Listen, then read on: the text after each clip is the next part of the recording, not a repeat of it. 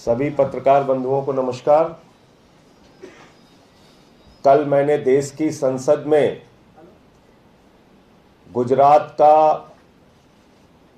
एक बहुत ही महत्वपूर्ण मुद्दा उठाया था, जिसके कारण से गुजरात के एक एक आदमी के मन में गुस्सा है, नाराजगी है, और जिसके कारण से भारतीय जनता पार्टी के 1100 कार्यकर्ताओं और पदाधिकारियों ने इस्तीफा दिया है। और यह मामला क्या है, आपको जानना बहुत जरूरी है। गुजरात के अंदर नवसारी एक जगह है, और उस नवसारी जगह में जो निगम है, वहां पर भारतीय जनता पार्टी का शासन है। गुजरात में भारतीय जनता पार्टी का मुख्यमंत्री है। भारतीय जनता पार्टी की 27 साल से सरकार है। ये सीआर पाटिल जी जो सांसद हैं भारतीय जनता पार्टी के और प्रदेश अध्यक्ष हैं, उनके क्षेत्र का मामला है। और उस नवसारी में सर्वोदय सोसाइटी नाम की एक जगह है, जहां पर राधा कृष्ण जी का मंदिर बना था। और वो मंदिर बाकायदा पंजीकृत, रजिस्ट्री की हुई एक जमीन के ऊपर बना था, सोसाइटी के अंदर बना था। लेकिन भारतीय जनता पार्टी जो बिल्डर्स के लिए काम करती है, पूंजीपतियों के लिए काम करती है, उनके लिए फिर मंदिर में कोई आस्था नहीं बचती। जब बिल्डर को फायदा पहुंचाने की बात आए तो भगवान भी भारतीय जनता पार्टी के लिए मायने नहीं रखते। भगवान के प्रति आस्था भी मायने नहीं रखती। लाखों लोगों की जो आस्था उस राधा कृष्ण मंदिर से जुड़ी हुई थी, वो भी मायने नहीं रखती। और ये बात मैं इसलिए कहना चाहता हूं कि एक बिल्डर के इशारे पे नवसारी के भारतीय जनता पार्टी शासित नगर निगम ने, भारतीय जनता पार्टी के नेताओं ने उस राधा कृष्ण के मंदिर पर बुलडोजर चला दिया। बुलडोजर, भगवान के मंदिर पर बुलडोजर चला दिया, राधा कृष्ण जी के मंदिर पर बुलडोजर चला दिया। जब वहां पर मौजूद महिलाएं विरोध करने आई, जब वहां पर मौजूद पुरुष विरोध करने आए, जब वहां पर मौजूद हजारों लोग बुलडोजर के सामने खड़े हो गए, तो उन महिलाओं का बाल पकड़ के घसीट घसीट के उनको मारा गया। न सिर्फ महिला पुलिस के द्वारा, बल्कि पुरुष पुलिस जो गुजरात की हैं, उन्होंने उन महिलाओं को घसीट घसीट के पीटा और मारा, उनको लहूलुहान कर दिया। और आज इस घटना से, भगवान राधा कृष्ण जी के मंदिर पर बुलडोजर चलाने की घटना से, एक एक गुजराती के मन में गुस्सा है, आक्रोश है। उन तमाम लाखों करोड़ों हिंदुओं के मन में गुस्सा है, आक्रोश है। और वो भारतीय जनता पार्टी से पूछना चाहते हैं कि भाजपा के लोगों, बताओ, अगर हिंदू अपना मंदिर हिंदुस्तान में नहीं बनाएंगे तो क्या पाकिस्तान में बनाएंगे मंदिर? अगर हिंदू अपना मंदिर बना रहे हैं, वहां पूजा करने जा रहे हैं, तो भारतीय जनता पार्टी की हिंदुओं से क्या दुश्मनी है? क्यों वो मंदिर तोड़ा गया? मैं पूछना चाहता हूं भारतीय जनता पार्टी से, आपने किस दुश्मनी का बदला नवसारी के सोसाइटी के और गुजरात के उन लाखों करोड़ों हिंदुओं से लिया? किस अपराध का बदला लिया उस मंदिर को तोड़ के, जिससे लाखों लोगों की आस्था जुड़ी हुई है? और जो जानकारी मिली कि उसका लाइव वीडियो, राधा कृष्ण जी के मंदिर को तोड़े जाने का live video Bharatiya Janata party के कई नेता देख रहे थे कि कैसे मंदिर तोड़ा जा रहा है।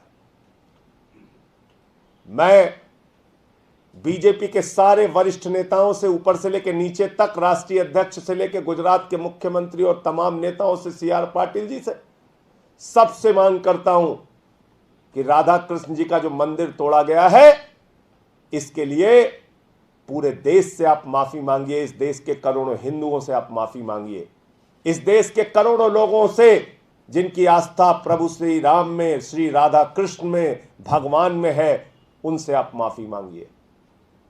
और जो मंदिर तोड़ा गया है उसका निर्माण कीजिए, उस मंदिर को वहां पर निर्माण करवाइए, और साथ ही साथ जिन लोगों पे कार्रवाई हुई है, जिनको मारा गया है, पीटा गया है, जिन पे मुकदमे दर्ज हुए हैं, वो बिना शर्त माफी मांग के वापस लिए जाएं। और जिन अधिकारियों ने इस कुकर्म को, इस कुकृत्य को, इस अपराध को, इस पाप को अंजाम दिया है, उनके खिलाफ सख्त से सख्त कार्रवाई होनी चाहिए। इसको लेकर आज मैंने देश के सर्वोच्च सदन में 267 का नोटिस भी दिया और वहां भी मांग की कि गुजरात में जिस तरीके से करोड़ों हिंदुओं की आस्था पर चोट पहुंचाई गई है, भगवान श्री राधा कृष्ण जी का मंदिर तोड़ा गया है, इस घटना को कोई सामान्य घटना ना समझा जाए और सदन में इसके बारे में चर्चा कराई जाए। लेकिन सभापति जी ने मुझे अनुमति नहीं दी, इसलिए आप लोगों के माध्यम से मैं देश के लोगों तक अपनी बात पहुंचाना चाहता हूं, गुजरात के लोगों तक अपनी बात पहुंचाना चाहता हूं कि आम आदमी पार्टी हर प्रकार से इस मुद्दे पर वहां के स्थानीय लोगों के साथ, गुजरात के लोगों के साथ खड़ी है। बहुत बहुत धन्यवाद। आपका कोई प्रश्न हो तो आप पूछ सकते हैं।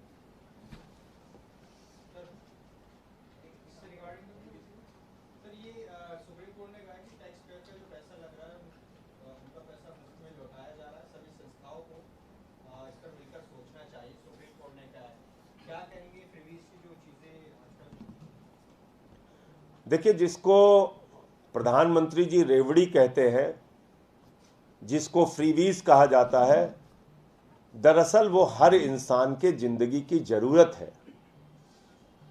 क्या जिस गरीब आदमी के पास पैसा नहीं है उसको फ्री बिजली नहीं मिलनी चाहिए?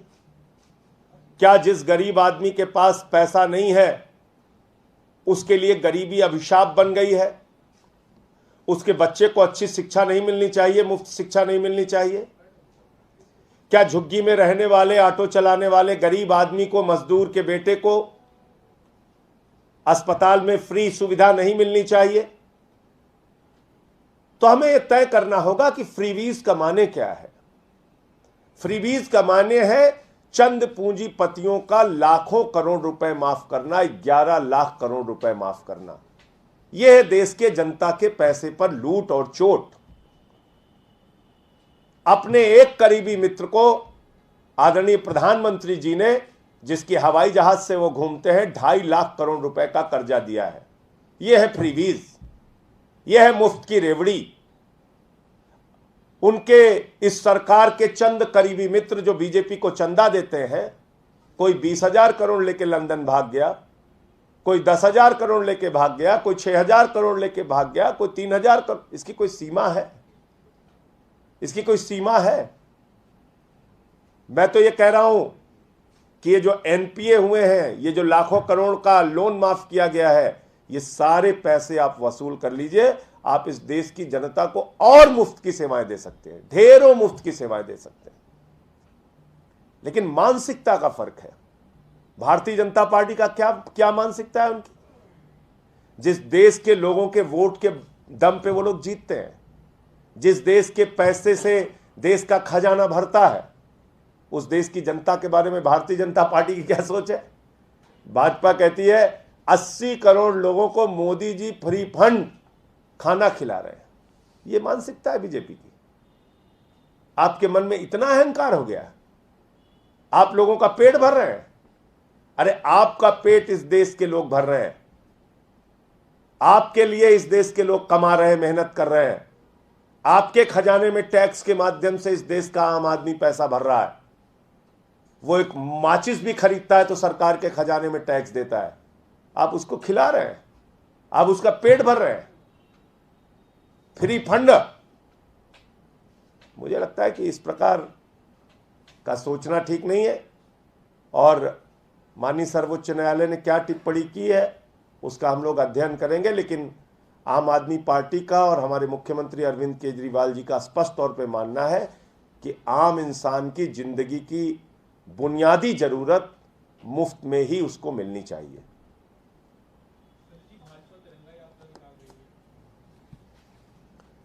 भाजपा तिरंगा यात्रा निकाल रही है। आपको मालूम है भाजपा की जो मातृ संस्था है उसने 52 साल तक नागपुर के अपने मुख्यालय पर तिरंगा झंडा नहीं फहराया। आपको मालूम है भारतीय जनता पार्टी के पूर्व मंत्री और कमीशन खोरी में बर्खास्त कर्नाटक के मंत्री ईश्वरप्पा ने पिछले दिनों बयान दिया कि भारत का झंडा भारत का तिरंगा नहीं रहेगा, भगवा झंडा भारत का राष्ट्रीय ध्वज होगा। यह बयान देते हैं भाजपाई। आपने सुना किसी ने माफी मांगा, किसी बीजेपी के नेता ने? और अभी भी वो व्यक्ति भारतीय जनता पार्टी का विधायक बनके कर्नाटक में मौजूद है और उसके बयान आप लोगों ने देखे थे, सारे टीवी चैनल्स पे चले थे उस समय। तो तिरंगा से इनका क्या लेना देना है? तिरंगे के प्रति इनके मन में कोई आस्था नहीं है। इनके नेताओं की सोच भारत के राष्ट्रीय ध्वज के विरोध में रही है, इनका कृत्य विरोध में रहा है। और नागपुर के मुख्यालय पर तो जिन लोगों ने तिरंगा फहराया था उन पे 11 साल तक मुकदमा चला था, 11 साल तक। आम आदमी पार्टी का जन्म जिस आंदोलन की कोख से हुआ, हाथ में तिरंगा लेकर ही हम इस देश के करोड़ों लोगों के साथ उस आंदोलन में शामिल हुए थे। आप लोग जो महंगाई पे चर्चा की मांग कर रहे थे, वित्त मंत्री ने बीते दिन कहा कि देश में ऐसी कोई स्थिति गंभीर नहीं है, दूसरे राष्ट्रों से तुलना करें तो स्थिति अच्छी है और हम चर्चा हर सवाल का जवाब देने। देखिए वित्त मंत्री जी क्या जवाब देती हैं, क्या वो साबित करना चाहती हैं, वो भली भांति जानती है। वो तो रुपए के गिरने को भी नहीं मान रही हैं। देश में खाने पीने की चीजों पे महंगाई बढ़ गई उसको भी नहीं मान रही हैं। उनको तो सब गुडी गुडी लग रहा है। लेकिन आम आदमी से पूछे ना कि क्या उनकी जिंदगी में सब कुछ गुडी गुडी है? उनके मंत्रियों के, उनके नेताओं के सबके अच्छे दिन आ गए। झुग्गी में रहने वालों के अच्छे दिन आए क्या? मजदूरों के अच्छे दिन आए? ऑटो वालों के, रिक्शे वालों के अच्छे दिन आए क्या? तो वित्त मंत्री जी तो महान है। उन्होंने तो जब प्याज का दाम बढ़ा था आप लोगों ने सवाल पूछा, वो बोले हम प्याज खाते ही नहीं। तो उनको महंगाई कैसे नजर आएगी? आप पूछेंगे कि दूध के, बच्चों के दूध कैसे महंगे हो गए, वो कह देंगे हम दूध नहीं पीते। आप पूछेंगे आटा दाल चावल, कहेंगे हम तो मूली खा के, गाजर खा के जी लेते हैं, हम आटा दाल चावल खाते ही नहीं, महंगाई बढ़ने दो। तो वित्त मंत्री जी को कैसे महंगाई नजर आएगी?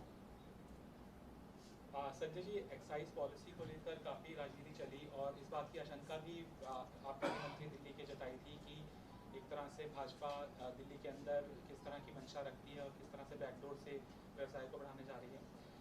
एनसीआर के अंदर 30% जो सेल है लिकर की वो बढ़ गई है, क्योंकि दिल्ली के अंदर लिकर नहीं मिल पा रही है और तमाम लाइसेंसी जो हैं वो अपने लाइसेंस भी सरेंडर अब कर रहे हैं। दिल्ली के अंदर किल्लत सी हो गई। उस पर दिल्ली सरकार काम कर रही है और पिछले दिनों मनीष जी ने प्रेस वार्ता करके सारे बिंदुओं का जवाब दिया है। मैं समझता हूँ और विस्तार में उसमें जाने की ज़रूरत नहीं है। पुरानी जो पॉलिसी है उसको फिर से सरकार लागू कर रही है।